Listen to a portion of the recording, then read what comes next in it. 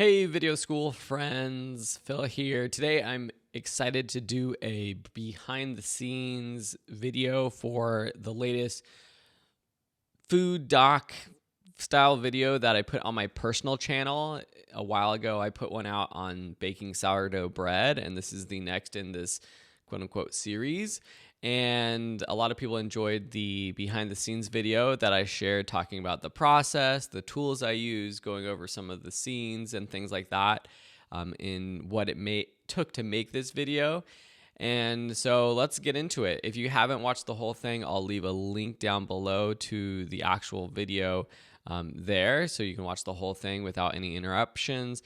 I'm not going to go through the entire thing, just going to go through some of the sort of main scenes and things that I want to talk about that I think are beneficial. So let's get straight into it. So this is my brief love affair with ramen. During COVID times, my wife and I still made it a point to try to do date nights every week. All right, so first things first, shooting this with a Fuji X-T4. This was with the 16 to 55 lens, and the audio is a Rode NTG3 boom microphone. I also had a lavalier microphone hooked up, but the boom mic sounded better on my end. There was a lot of background noise outside this day, so there is quite a bit of audio editing, noise reduction, because of course the day I decide to film, there's like gardening happening, lawnmowers and stuff in the background, so I had to kind of work around that. We switched over, like many people did, to Postmates and DoorDash. Typically we would bounce. Now the beautiful thing about creating graphics like this now is that I came up with a style, and when I started doing the sourdough video, I was just kind of going at it. And you probably know how this is when you're a video editor. If you're a motion graphics designer, you might not be that organized when you get started. I'm not. But once I finished that sourdough video and I was starting to edit this one, I made a copy of all the graphics that I did for that video, and I basically created template versions of them. So I deleted all the video assets. I kept the backgrounds. You can see these paper texture backgrounds. Here you can see sort of like templates come up with text that comes on and wiggles a certain way, or the phone that pops up a certain way.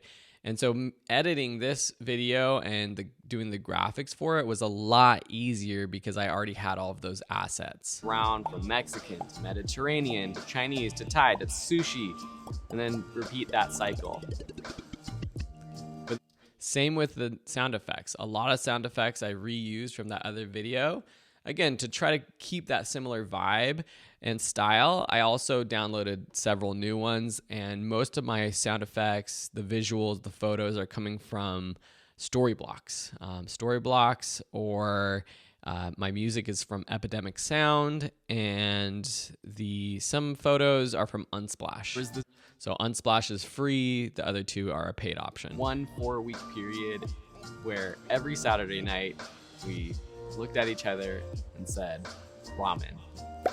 Ramen is something that I had eaten before, but never truly discovered.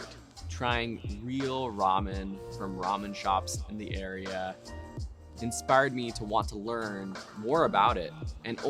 All right, so just sort of an introduction. Okay, this is kind of a cool segment. It was a lot more heavy graphics based in the beginning. Learn how to make it myself. Okay, 1 minute ramen history lesson. Ramen is actually a Japanese adaptation of Chinese wheat noodles. Depending on who you ask, it was first introduced to Japan somewhere between I like that graphic a lot. Let's go back and watch that again. This one was in After Effects, these noodles. I could have spent more time making this even more organic, but it's actually a pretty simple effect. It's just a line with a trim path effect and a path motion animation. Maybe if you're interested in seeing how I did that, drop a comment below and I can do a tutorial and show you how I created this one. Ramen history lesson. Ramen is actually a Japanese adaptation of Chinese wheat noodles. Depending on who you ask, it was first introduced to Japan. So it's all these sort of simple things added together that I hope makes this video seem higher quality. And it's cutting from the wide shot of this graphic to it within this sort of TV screen, which I think just adds an element of visual interest, I'm hoping, that keeps people more engaged. So yeah, I'm just going to go through, fast forward. You learn about the history. I like this little graphic about my ramen expertise here, or food in general. On a scale from 0 to 10, I'm closer to being a cup noodles expert than anything. So my purpose in, so pretty simple graphic, but I thought that was funny. All right, so let's get to the good stuff. Here, again, this is kind of one of those things where with this video, I'm just trying to take the quality to the next level compared to what would be easy to do. What would be easy to do for me is to just record a Zoom call with my cousin, Willie, who is my ramen expert for this video, and use that, the video, the webcam video. But I wanted a higher quality experience, so I combined both two actual shots from the Fuji X-T4 and then my backup camera, the Fuji X-T2, which is this shot that you're seeing here. And then I also added the webcam video as well, all to give a more sort of interesting vibe, and I could cut between the shots to keep it more visually interesting as well. Hey Phil, how's it going? You texted me that ramen is your favorite food. So why do you love ramen so much? My dad used to just make the top ramen packets. So you can see just kind of what I'm doing. I'm cutting between those shots, which I think is more visually interesting. I cut to this graphic view using the Zoom webcam as well. All right, let's get to a couple of my favorite sequences. All right, so I'll just show you some of this good B-roll. I really enjoyed shooting this B-roll. After broth, you have noodles, chewy, springy noodles often made with wheat. Meat, often chashu pork, marinated pork belly. Toppings such as nori, menma, negi, and soft-boiled eggs. And then you can add aroma oil. So this was all shot mostly with my Fuji X-T4 with a variety of lenses, everything from 10 to 24 wide angle to a 56 millimeter prime to an 80 millimeter prime for those really tight close-up shots, and probably mostly the 16 to 55 lens, which is the equivalent of like a 24 to 70, which is sort of a hero lens for a lot of filmmakers. It just gives you that easy range to be able to just pop in for a close-up, just pop out to a wide shot, which makes it really nice and easy. Or spices to add an extra kick to make it more complex. It's a lot that goes into a simple bowl of ramen. And what I took away from the book is we need to break it down into small steps. So first things first, the stock. I could have just bought some pre-made stock. All right, let's get to this sequence that I really like. All right, here it is, right here.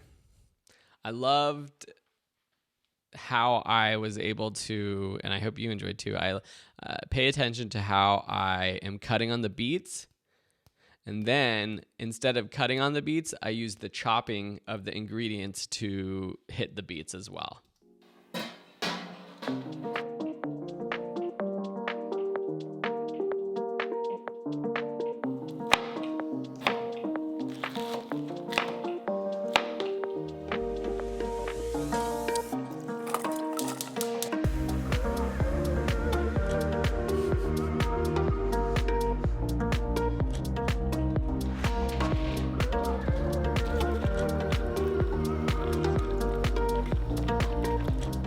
Without chicken feet, I could still tell by the end of the process the richness of flavors from the stock alone would be a great flavor base for my very first ramen attempt.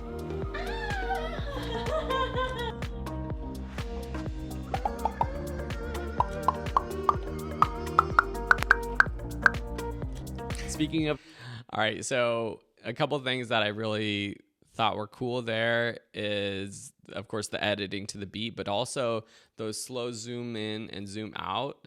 I feel like that adds just a little bit to the shot to make it more interesting. but then also cutting within that zoom. So let's take this as an example, and you'll see that I've done this a few times in this video, is where I have this long, stable shot, me doing a bunch of different things, but then I cut together just the main shot, parts of that shot that I want, and sequence them together. But then all together, I put those together and zoomed in on them. And now technically how I did that, this is getting into the weeds a bit for those of you who are video editors, but you just put those all together in a nested sequence, and then you zoom in on that nested sequence. Now you don't have to do it that way, but that's sort of the quick and dirty way to do it. So let's watch this, and then combined with the sound effect, I think it's pretty effective here.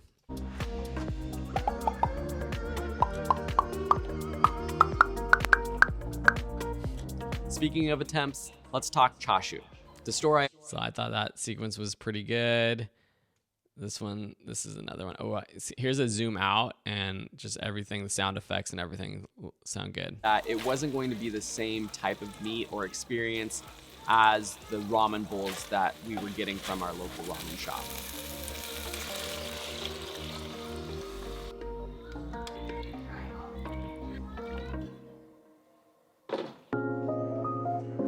So I prepped the shoyu tare, the soy sauce based ramen.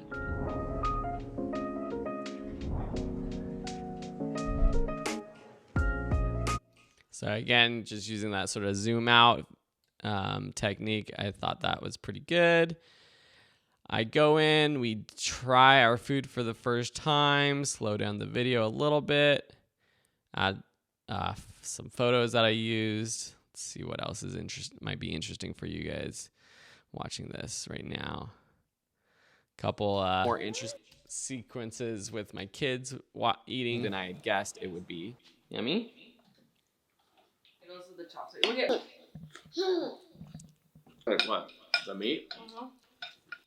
I think it's important for pacing a video or a documentary style vlog like this is to change up the pacing. You don't want it to just be fast, hip music all the time. You want to have some slow moments, have some fast moments to keep that engagement throughout the video.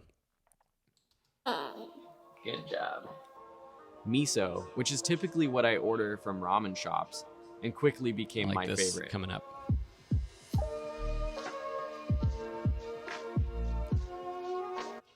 Now the lighting for this, it's kind of harsh, but I kind of like the style or effect. It's a little bit different than the natural style that I typically have for my food videos or just my videos in general. This was just a little small LED light panel that I set up. It's just directly, I think, facing the food, unless I bounced it off the wall, but it looks like it's just pretty harshly just facing that food.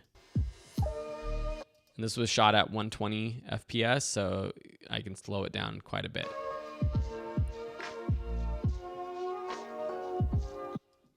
Pretty cool stuff. Let's see, what else? Is there anything else that I think is worthwhile talking about? Just a combination. Now, this video took me a long time to make. I shot it way back in January or something. And then I took a break and I talk about it in the video, how I sort of got tired of eating ramen after like a few weeks of just nonstop trying different food. Here's a cool little animation. I came up with this metaphor, as I do, that you can hear more about in this video. Skills, archery, astronomy, first aid. That's kind of how I feel about learning to cook. By no means am I a master ramen maker, but I do feel like I have achieved my ramen merit badge.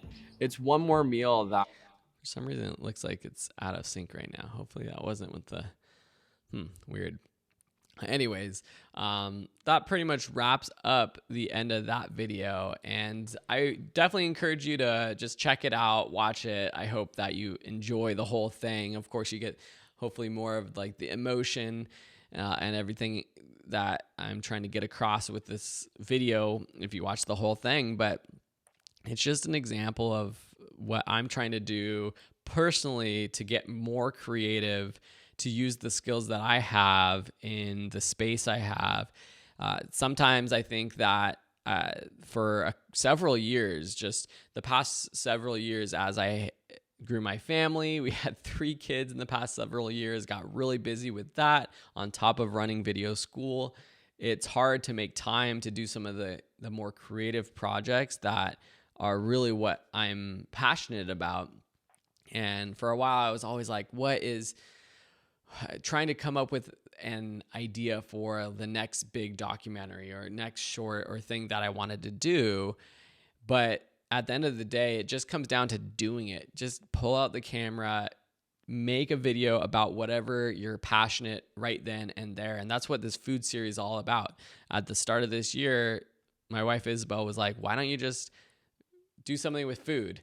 And in my mind, I was like, well, I don't really consider myself like a food expert or, even like a foodie. I feel like I'm not really that kind of person, but I do enjoy food a lot. And I love making food and experimenting with new food. And it might come across even more so in the videos that I'm making. But that was just like a super easy thing that I could do at home in my kitchen, shooting video with my camera that I have. And it's turned into 2 videos right now. I already have an idea for my next video, which I'm super excited about because it's going to combine not just a food story, but a story about our personal lives. And that's with my son, Julian, who has a peanut allergy, which we found out right after his first birthday. And I'm really excited to share that story and talk about food in relation to that. So that'll be coming up next, hopefully in the next couple months.